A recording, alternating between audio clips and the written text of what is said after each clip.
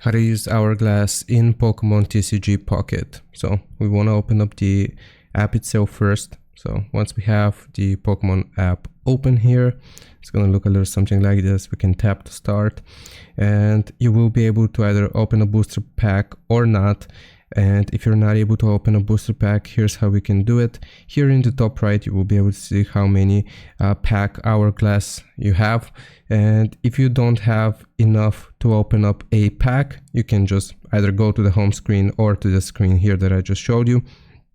And if you can't open a pack, let's say you have used up all of your opens, it is automatically going to give you the option here to claim or to use your 14 pack hourglass, and that's going to reduce the time which is going to be required to open up the pack, and you can just essentially open up a pack that way. Hope this answers your question. Leave a like and sub, and I'll see you next time.